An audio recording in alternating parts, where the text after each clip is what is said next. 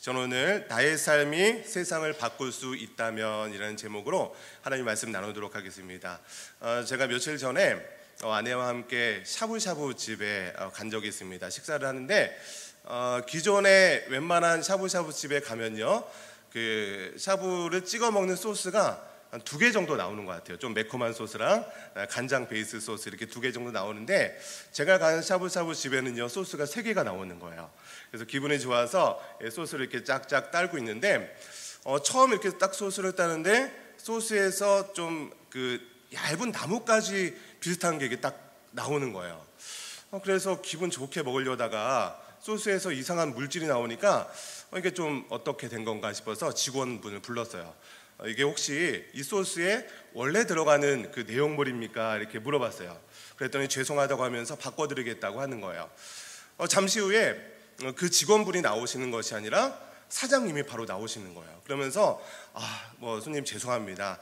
제가 변명을 하자면 이게 적채, 그 채소 있잖아요. 적채인데 아마도 소스에 들어간 건 아닌데 접시에 잠깐 묻었다가 소스를 딸 때 나온 것 같습니다. 정말 죄송합니다. 이렇게 사장님이 직접 나오셔서 이렇게 사과를 하니까 마음이 좀 놓이기도 하고 그 영업장에 대한 신뢰도가 쌓이기 시작한 거예요.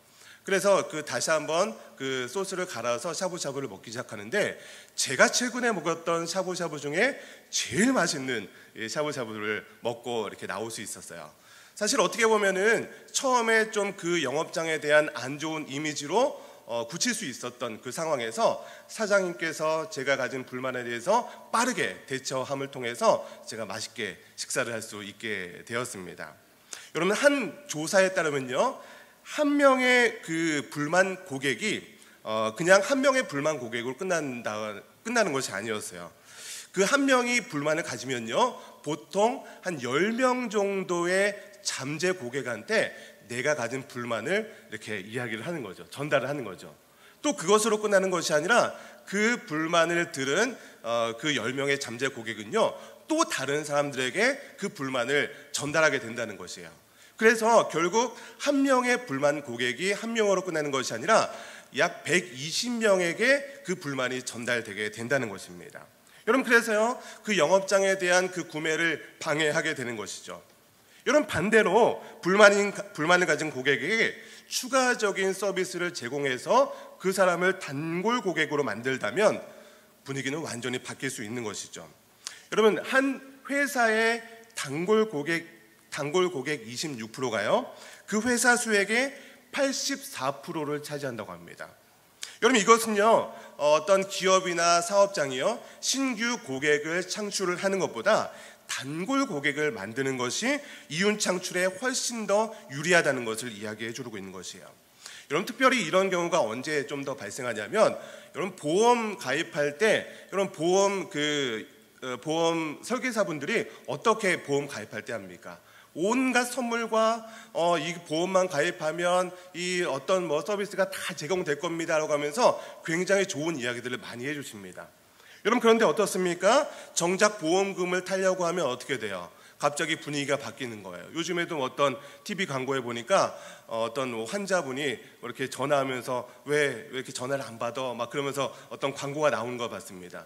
보험 가입할 때랑 실제적으로 보험을 받으려고 할 때 분위기가 완전히 바뀌는 것이에요. 그래서요, 온갖 약관과 어떤 조항들을 들으면서 가능한 보험금 지급액을 최대한 낮추려고 하는 것이죠. 여러분, 그런데 만약 이 고객이 사고를 당했을 때 가입할 때처럼 신속하게 달려와서 정말 최고의 서비스를 제공한다면 어떻게 될까요? 물론 그 회사 입장에서는요, 보험금을 좀 많이 지급할 수 있을 것 같습니다. 여러분, 그러나 고객이 사고를 당했을 때가 고객의 마음을 잡을 수 있는 최고의 기회라는 것이죠. 여러분, 그때 감동한 고객은요, 그 한 번으로 끝나는 것이 아니에요. 평생 고객이 되는 것입니다. 그리고 그때 감동하면요, 가만히 있지 않습니다. 다른 고객들에게 내가 이 보험을 가입했는데 이렇게 잘해주더라고 하면서 입소문을 내기 시작하는 것이죠. 여러분, 그래서 기업에서 가장 신경 써야 할 일이 무엇이냐면 이 불만 고객을 관리하는 것이에요. 여러분, 불만 고객 한 사람은요, 단순히 한 사람이 아니라는 것을 명심해야 한다는 것이죠. 여러분, 마찬가지로 우리가 신앙생활할 때도 이러한 일들이 동일하게 벌어질 수 있다는 것입니다. 여러분, 저와 여러분은요, 복음을 받은 자로서 복음을 증거해야 될 사명자라는 것을 우리가 잊지 말아야 되는 줄 믿습니다. 여러분, 그런데 우리가 복음을 세상에 전할 때 세상 사람들이 보는 것은요, 복음의 내용이 아니라는 것이에요. 세상 사람들이 우리가 복음을 전할 때 예수 그리스도를 보는 것이 아니에요. 성경의 내용, 어떤 기독교의 진리, 어떤 그런 것들을 보는 것이 아니라 복음을 전하고 있는 그 사람을 먼저 본다는 것입니다. 어떤 성경의 내용이 아니라 복음을 전하고 있는 그 사람이 어떤 생활하고 있는지, 어떻게 그 사람이 실제적으로 살아가고 있는지 그 삶의 모습을 본다는 것입니다. 여러분, 그래서 우리가 복음을 전할 때 절대로 간과해서는 안 되는 것이 무엇입니까? 나 한 사람의 어떤 잘못된 행동과 어떤 기독교에 대한 그런 비판적인 행동을 통해서 불만 고객이 생겨서는 안 된다는 것입니다. 여러분, 복음에 대한 불만 고객 한 사람은요, 절대로 그 한 사람으로 끝나지 않는다는 것이에요. 그 사람은요, 120명의 안티 크리스찬들을 만들어낼 수 있다는 것입니다. 여러분, 그러나 요즘에는요, 인터넷이 발전하면서 SNS나 그런 것을 통해서 이 불만 고객이요, 기하급수적으로 늘어날 수 있다는 것입니다. 제 아내가 예전에 인터넷에서 그 기독교 동성애를 이렇게 옹호하는 어떤 글이 있어서 거기에다 댓글을 한번 단 적이 있었습니다. 여러분, 그 댓글을 달았더니 그 아내의 댓글에 수많은 댓글이 달렸는데 어떤 댓글이 달렸을까요? 응원하는 댓글이 달렸을까요? 아니면 비난하는 댓글이 달렸을까요? 수없는 사람들이요, 제 아내가 어떤 기독교에 대한 그 옹호하는 댓글을 달았더니 역시 기독교 너희들은 어쩌고 저쩌고 막 하면서 엄청나게 악성 댓글을 막 달기 시작한 거예요. 본전도 못 뽑은 것이죠. 여러분, 이렇게 기독교에 대해서 비방하는 글을 보게 되면 사실 기독교를 잘 알지 못하는 사람들도 역시 기독교는 안 되는구나, 역시 걔네들 서로 이렇게 하는구나, 그러면서 잘 알지도 못하는 사람들도 기독교에 대한 안 좋은 이미지를 갖게 된다는 것입니다. 여러분, 그래서 한 사람의 실족한 불신자가요, 수많은 안티크리스찬을 만들어내고 있는 지금의 상황들이라는 것이죠. 여러분, 그렇기 때문에 우리가 교회 안에서, 기독교 안에서 기독교에 대해서 실망하는 사람들을 내쳐버리면 안 되는 것입니다. 그들을 품어줘야 되는 것이죠. 왜 그들이 기독교에 대해서 그런 마음을 갖게 되었는지, 어떤 마음으로 그렇게 기독교를 싫어하게 되었는지 그들의 마음을 이해해주고 그들을 품어주는 그런 일들이 있어야 한다는 것입니다. 여러분, 우리가 전도한다는 것 다른 것이 아닙니다. 우리의 말씀을, 우리의 생활의 태도를 통해서, 혹은 그 기독교에 대해서 안 좋은 그런 시야를 갖고 있는 사람들을 품어줌을 통해서 하나님 나라가 확장된다는 것을 믿으시기를 주님의 이름으로 간절히 축원합니다. 그럼 오늘 본문 말씀 11절 말씀을 다시 한번 읽어보도록 하겠습니다. 우리 11절 말씀 다시 한번 읽어보겠습니다. 시작. 사랑하는 자들아,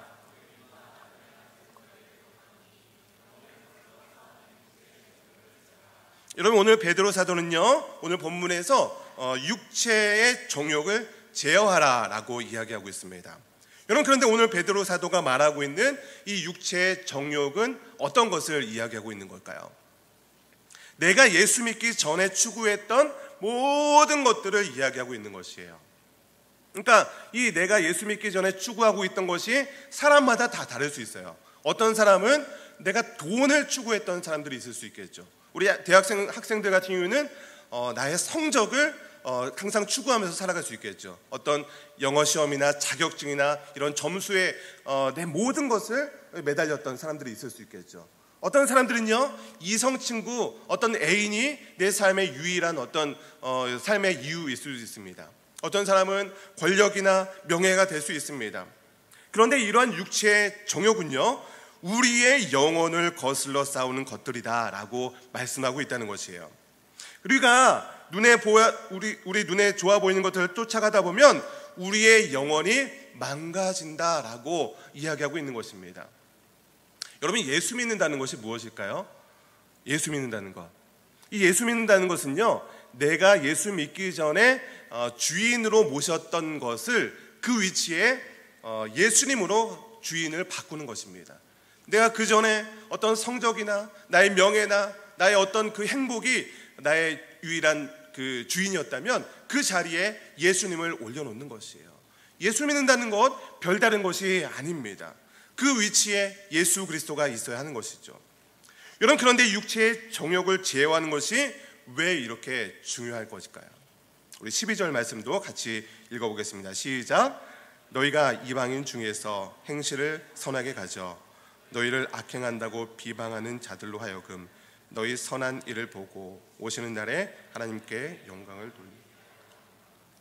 세상 사람들은요, 우리 기독교인들의 삶의 모습을 보고 있다는 것입니다. 그러면서 세상 사람들과 똑같이 세상의 가치관을 쫓아서 우리 기독교인들이 살아가는 모습을 본다면 우리의 모습을 보고 세상 사람들이 실망을 하게 되는 것이에요. 그러면서 우리의 모습 가운데 조금이라도 부족하고 연약한 모습, 우리가 조금 실수하는 모습이 있다면 그 부분을 가지고 공격을 하는 것이죠. 심지어는요, 내가 그렇게 실수하지 않았음에도 불구하고 내가 크리스찬이라는 그런 이유 하나만으로 내가 잘못한 행동을 과장하고 포장하고 더욱더 심한 그런 질책을 가하게 되는 경우도 발생하게 된다는 것입니다. 여러분, 그래서 기독교인들이 자신의 정욕을 따라 세상의 가치관에 따라 살아가다 보면 나의 삶의 그 작은 모습 때문에 기독교에 대해서 실족하고 실망하는 사람들이 생기게 된다는 것입니다. 여러분, 그런데 한번 생각해 보세요.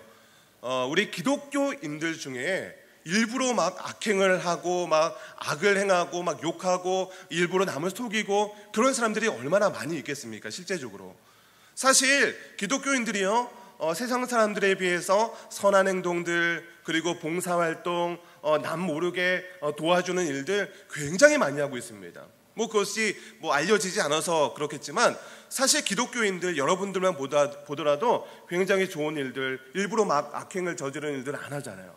여러분, 그럼에도 불구하고 이 세상 사람들은요, 기독교인들을 주의 깊게 보고 있다는 것이에요. 제가 지금 기독교인인데 저런 일들도 하네?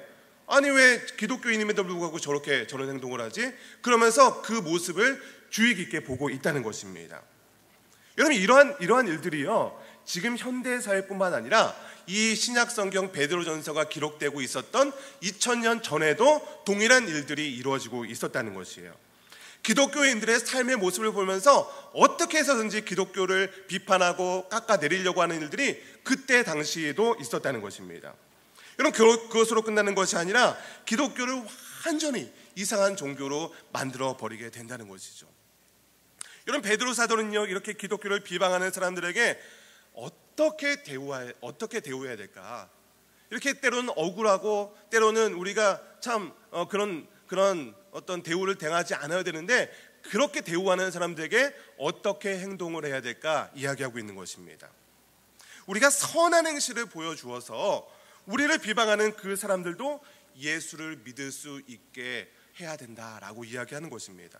그들이 우리를 비방한다고 해서 똑같은 방법으로 원수를 갚아서는 안 된다고 이야기하고 있는 것입니다. 여러분, 우리 마태복음 5장 44절 말씀을 우리 화면을 보시면서 같이 좀 읽어보도록 하겠습니다. 마태복음 5장 44절 말씀입니다. 같이 읽겠습니다. 시작.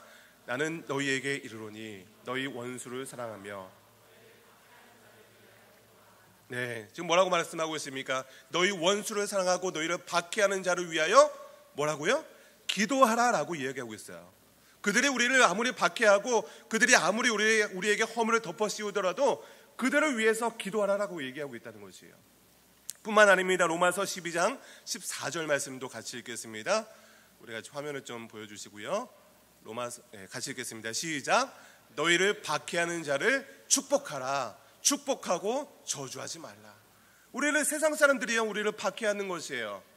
그렇지 않습니까? 근데 그 박해하는 사람들에게 동일하게 박해하라고 얘기하는 것이 아니라 오히려 그들을 축복하라고 얘기하고 있어요. 저주하지 말라는 것입니다. 여러분, 그래서 우리가 해야 될 것이 무엇입니까? 예수 믿지 않는 사람들이 우리에게 말도 안 되는 어떤 행동을 할 때, 우리 믿지 않은 사람들이 우리의 누명을 씌울 때, 그들의 잘못이 있으면 과장해서 떠벌리고 막 이렇게 하려고 할 때 우리는요, 그들을 포기하지 말아야 된다는 것입니다. 그 사람들도 하나님의 백성이 될 수 있도록 그들이 지금 몰라서 하는구나, 그들이 지금 실수하고 있다는 것을 우리가 먼저 깨닫고 그들을 먼저 품어줘야 한다는 것입니다. 그들을 막 미워하고 왜 나한테 이런 행동을 하는 것이야 그러면서 막 똑같이 대하지 말라는 것이죠. 여러분, 그러면 그들이 어떻게 하면 예수를 믿을 수 있겠습니까? 우리 12절 말씀 다시 한번 읽어보겠습니다. 12절입니다. 시작. 너희가 이방인 중에서 행실을 선하게 가져 너희를 악행한다고 비방하는 자들로 하여금 너희 선한 일을 보고 오시는 날에 하나님께 영광을 돌리게 하려 함이라. 결국은요, 다른 거 아니에요. 그들에게만 복음 증거하는 것, 어떤 뭐 말로써 예수 믿어야 된다, 뭐 선물 갖다 주고 그런 것 이전에, 물론 그런 것도 필요합니다. 그러나 그 이전에 결국은 우리의 삶이라는 것이에요. 우리의 선한 행실이라는 것입니다. 배타적인 그들에게 선대하는 우리의 태도와 삶이 믿지 않는 사람들을 변화시킬 수 있는 일만의 가능성이 있다는 것입니다. 미국의 제25대 대통령 윌리엄 맥켄리가 대통령이 되기 전의 일입니다. 어떤 한 신문사에서요, 이 맥켄리를 굉장히 비방하는 그 신문 기사를 많이 실었을 때가 있었습니다. 그 신문사에서 한 기자가 유독 이 맥켄리가 사소한 실수라도 하면 큰 잘못을 저지른 것처럼 비난하는 기사를 실곤 했습니다. 그러던 어느 날 이 맥켄리가 선거 유세를 하기 위해서 먼 곳에 기차로 이동하던 때가 있었습니다. 이 맥켄리한테 그 비난하는 기사를 실었던 그 기자도 함께 기차에 타고 있었어요. 굉장히 추운 날이었는데요, 이 기자가요, 이 맥켄리를 쫓아다니다 보니까 너무나도 피곤해서 그 추운 날씨임에도 불구하고 기차 한켠에서 쪼그려서 잠이 들어버린 것이에요. 맥켄리가요, 나를 그렇게 비방했던 그 신문 기자를 보게 된 거예요. 그러면서 이 맥켄리가 자기가 입고 있었던 코트를 딱 덮어준 것입니다. 한참 있다가 깨어난 이 신문 기자가요, 이 코트가 이 맥켄리 것이라는 것을 발견하게 된 것이에요. 그리고 다음 역에서 내렸습니다. 그리고 나서 신문사에 편지를 썼어요. 내가 이 신문 기자를 그만두겠다고. 이렇게 나에게 선대하는 이 맥켄리에 대해서 더 이상 비난하는 글을 쓸 수가 없었다는 것입니다. 여러분, 이렇게 어떤 이 작은 선한 행동을 통해서 이 나를 이렇게 비방하는 사람을 변화시킬 수 있는 것이죠. 여러분, 이것이 바로 삶의 위력이라는 것입니다. 여러분, 우리 크리스찬들이요, 굉장히 작은 어떤 선한 일을 할 때 이걸 가지고 누가 알아주겠어 라고 생각할 수 있습니다. 여러분, 그러나 그렇지 않다는 것입니다. 내가 하는 작은 행동 하나하나가 별것 아닌 것 같겠지만 우리의 삶의 모습 하나하나가 불신자들에게는요, 대단한 그 영향력을 주고 있다는 것입니다. 여러분, 말씀드렸지만 불신자들은요, 우리가 전하는 복음의 내용에 대해서 그렇게 관심 있어 하지 않는다는 것입니다. 그러나 우리가 살아가는 삶의 모습에 대해서는 참 관심이 많다는 것이에요. 그래서 우리가 가진 교리에 대해서 불만을 가지고 있는 것이 아니에요. 성경 내용에 대해서 불만을 가지고 있는 것이 아닙니다. 예수는 좋다는 거예요. 성경 내용은 참 좋다는 것입니다. 그러나 그 성경을 믿고 있는 너희 크리스찬들의 삶의 모습이 싫다는 것입니다. 여러분, 그렇기 때문에 그 사람들을 변화시키기 위해서는요, 우리가 눈높이를 낮춰야 하는 것입니다. 기독교의 영원한 가치, 어떤 하나님 나라에 대한 소망, 어떤 성경의 내용들, 어떤 이런 것들은요, 그들의 눈에 보이지 않는다는 것입니다. 그래서 세상 사람들의 눈에는요, 기독교의 가치가 아니라 기독교인들의 삶의 모습을 보여주어야 한다는 것입니다. 그래서 예수 믿는 사람들은요, 우리의 삶의 모습을 통해서 기독교를 보여주어야 한다는 것입니다. 여러분, 오늘 본문 말씀을 보면 당시의 기독교인들이 또 다른 오해를 받고 있는 것을 보게 됩니다. 그것이 바로 무엇이냐면 기독교인들이 로마의 황제를 거부한다는 오해를 받고 있었던 것이에요. 기독교인들은요, 하나님만이 우리의 삶의 유일한 왕이라고 모시고 있기 때문에 세상을 다스리는, 그 당시를 다스리고 있었던 로마의 황제를 믿지 않는다, 다스리지 않는다, 그들의 통치를 받지 않는다라는 오해를 받고 있었던 것입니다. 여러분, 그래서 베드로 사도는요, 그 오해를 풀기 위해서 기독교인들에게 이렇게 얘기하는 것이에요. 인간의 모든 제도에 순종하라고, 왕에게 순종하라, 총독에게 순종하라 라고 이야기하고 있는 것입니다. 여러분, 왜 이렇게 세상의 그 왕, 그 로마의 왕, 세상의 총독에게 순종하라 라고 이야기하고 있을까요?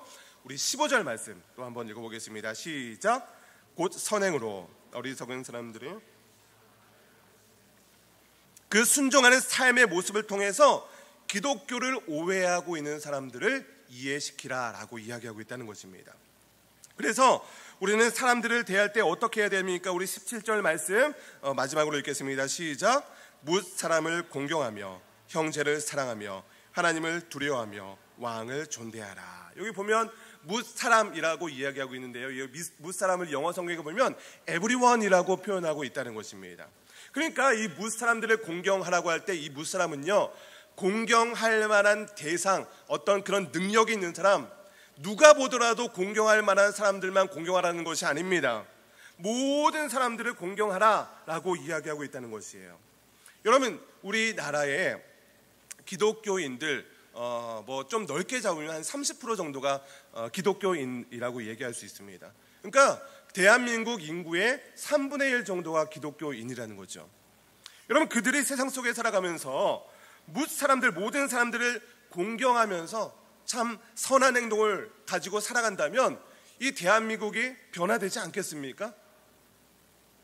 여러분, 그런데요, 왜 우리나라가 이렇게 변화되지 않고 서로 속이고 이런 나라가 되겠습니까? 그럼 우리 기독교인들이 세상 속에 살아가면서 변화된 삶, 뭇 사람들을 공경하는 그런 행동을 보이지 않는다는 것입니다. 저는 확신합니다. 하나님의 백성들이 이 땅에서 정말로 하나님의 말씀대로 순종하고 정말 하나님의 말씀대로 우리가 살아가기 힘들지만 그렇게 살아가려고 발버둥 치고 노력하는 모습이 보인다면 지금보다는 훨씬 더 좋은 대한민국이 되지 않겠습니까? 여러분, 그런데 이 그리스도인들이요, 세상 사람들과 똑같은 삶의 방식으로 이 세상을 살아간다는 것입니다. 하나님 나라 가치 체계를 따라 살아가는 것이 아니라 세상의 방법과 세상의 기준에 따라서 살아가고 있다는 것입니다. 자기보다 부족해 보이고 가진 것도 없어 보이고 나보다 좀 못 배운 것 같고 자기보다 못나 보이면 그들을 존중하지 않는 것이죠. 그들을 존경하지 않습니다. 최소한의 어떤 매너와 어떤 상식조차도 지키지 않는 크리스찬들이 너무나도 많다는 것입니다. 그러다 보니까 이 세상 가운데 복음이 증거되기보다는 안티 크리스찬들이 이렇게 늘어나고 있는 것입니다. 여러분, 그 NQ라는 말을 좀 들어보셨습니까? IQ는 뭐죠? IQ? 이 지능지수를 얘기하죠. 여러분 아시겠지만 요즘 세상을 살아갈 때 이 IQ만 가지고 성공할 수 있지 못하다는 것 우리 많이 아실 거예요. 그래서 우리가 최근에 나오고 있는 것이 바로 EQ가 좀 등장하고 있죠. EQ는 감성지수, 감성지수 이런 것들을 얘기하고 있죠. 감성이 풍부해야 된다는 것이죠. 여러분, 그런데 요즘에는요, EQ만 가지고도 부족하다는 것이에요. 그래서 성공에 적합한 능력은요, NQ가 있어야 된다라고 주장하고 있는 사람들이 있습니다. 이 NQ가 무엇이냐면 네트워크 쿼션트라고 해서 공존 지수를 이야기하는 것이죠. 자기 혼자 살아가는 것이 아니라 다른 사람들과 어떻게 하면 관계를 잘 맺고 이 공동체 안에서 서로 협력할 수 있는 능력, 이 NQ가 있어야 된다라고 주장하는 사람들이 생겨나고 있는 것입니다. 이 김묵원 교수라는 분이 계신데 NQ로 살아라라는 그런 책을 이 교수님이 냈어요. 거기에 보면요, 직장 생활을 위한 NQ 18계명이라는 그런 좀 글이 있습니다. 이 18개 계명을 제가 다 소개할 수는 없지만 몇 가지만 좀 제가 소개해 드리면, 첫 번째 이 계명이 뭐냐면 꺼진 불도 다시 보자. 지금 힘이 없는 사람이라고 우습게 보지 마라. 나중에 큰 코 다칠 수 있다. 여러분, 이런 일들 좀 자주 발생하지 않습니까? 지금은 별 볼 일 없는 것 같은데, 지금 학생 때는 별 볼 일 없는 것 같은데 지금의 모습이 아니라 나중에 몇 년 지나고 보니까 굉장히 좀 훌륭한 사람으로 변화될 수 있다는 것이죠. 두 번째는요, 평소에 잘하라는 거예요. 평소에. 여러분 좀 이해 가실지 모르겠습니다. 평소에 잘하지 못하고 내가 도움이 필요할 때만 막 연락하는 사람이 있어요. 막 그러면서 딱 연락해가지고 뭐 어쩌고저쩌고 막 이빠른 말 많이 하면서 도움을 요청하는 사람들, 이렇게 하지 말라는 것이죠. 네 번째는 무엇이냐면 고마우면 고맙다고, 미안하다면 미안하다고 큰 소리로 말하는 것이에요.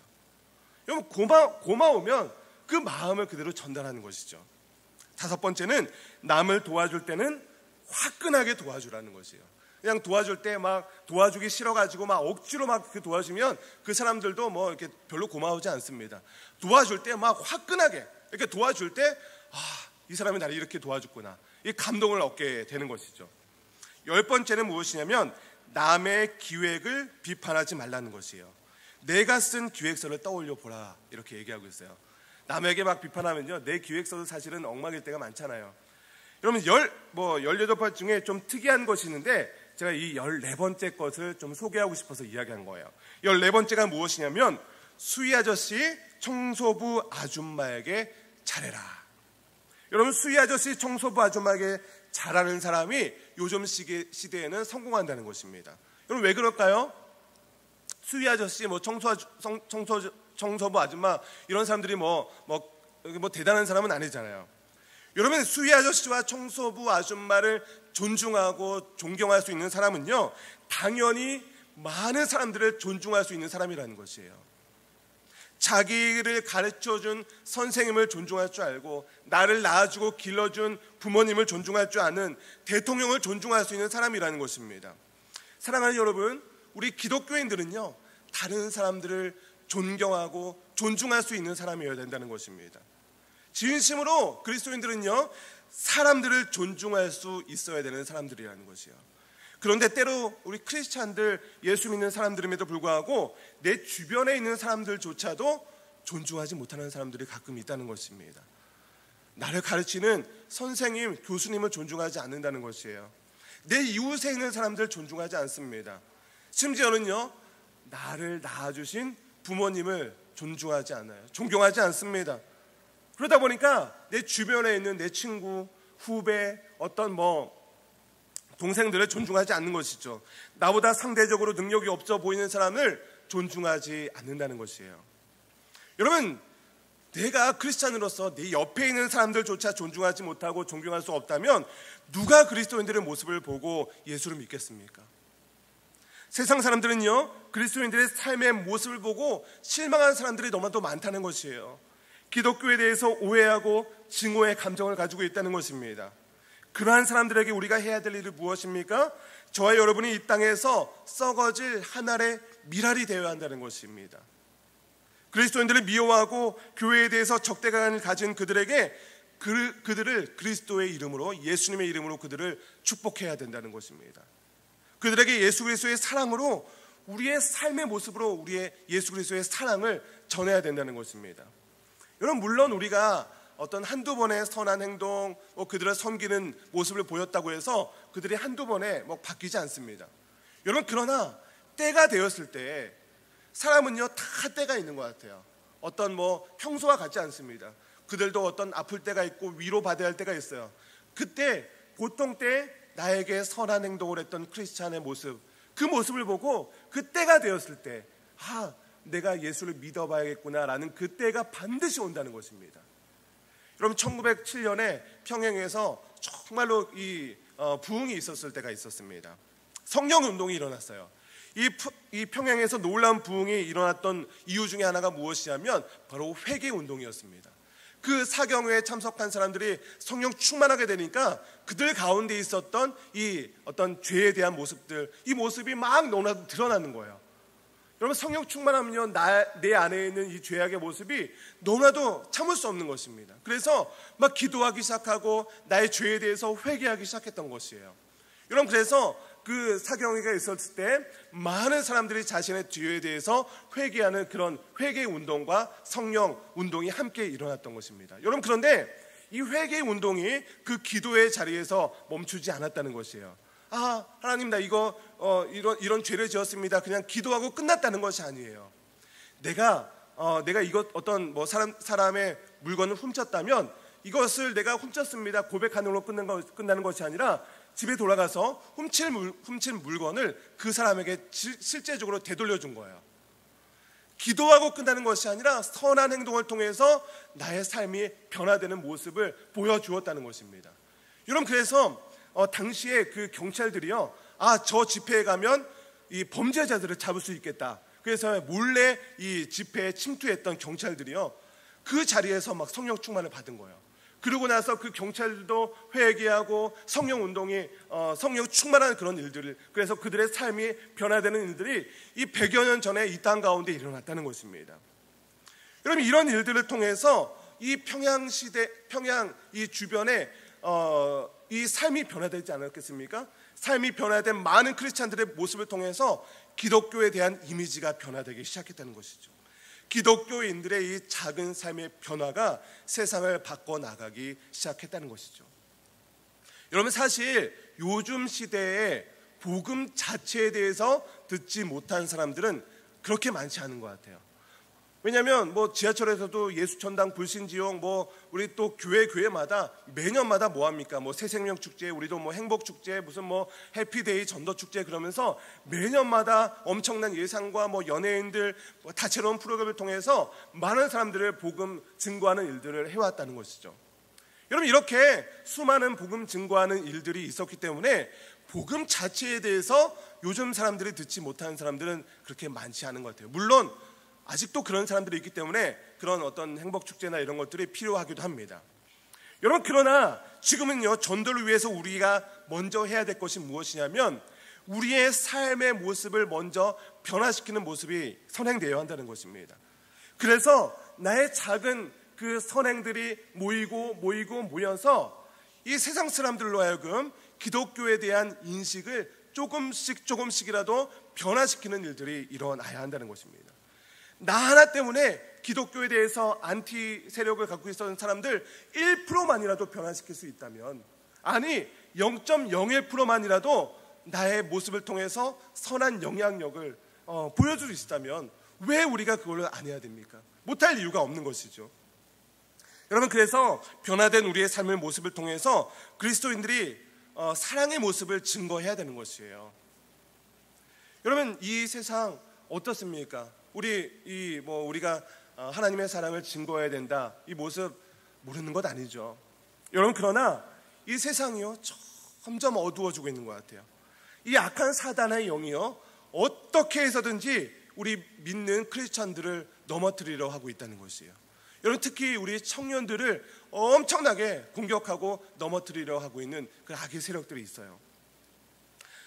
우리가 살고 있는 이 환경 속에서 우리 청년들이요, 예수 믿지 못하게 하는 환경들로 막 변화되고 있는 것이에요. 여러분, 학교에서 시험 기간만 되면 어떻습니까? 해야 될 것이 얼마나 많아요.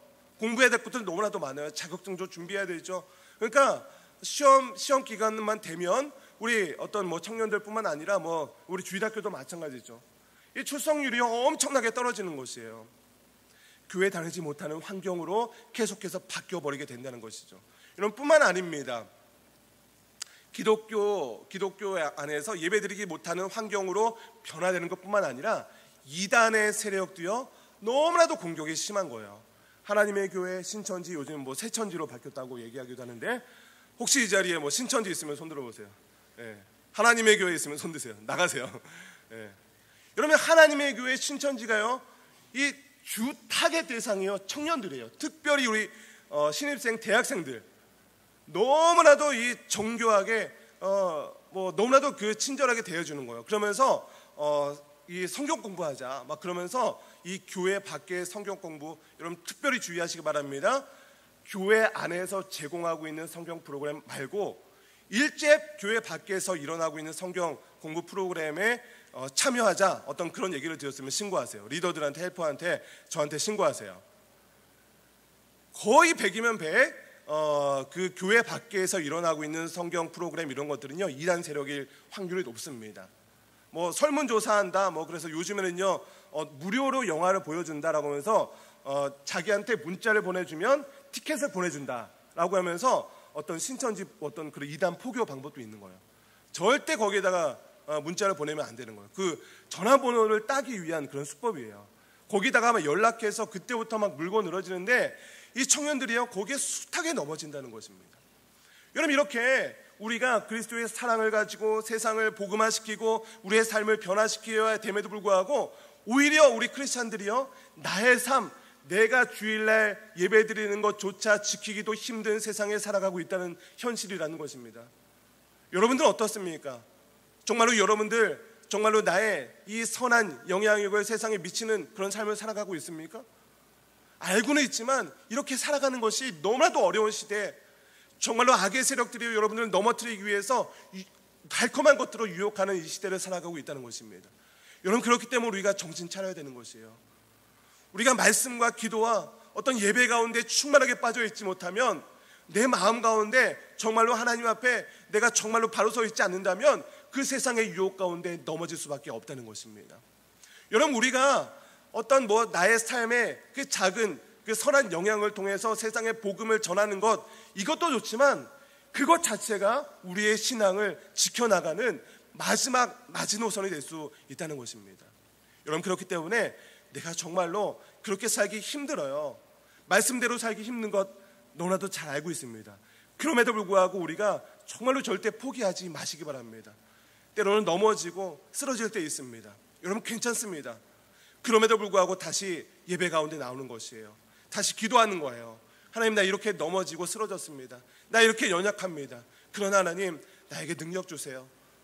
하나님, 나의 힘으로는 부족하니까 하나님, 내가 세상 가운데 바로 세워질 수 있도록, 나의 삶의 작은 모습을 통해서 세상을 변화시킬 수 있도록 하나님, 나에게 힘 주시고 능력 더하여 주시옵소서. 이렇게 기도하며 나아가는 여러분 되시기를 주님의 이름으로 간절히 축원합니다.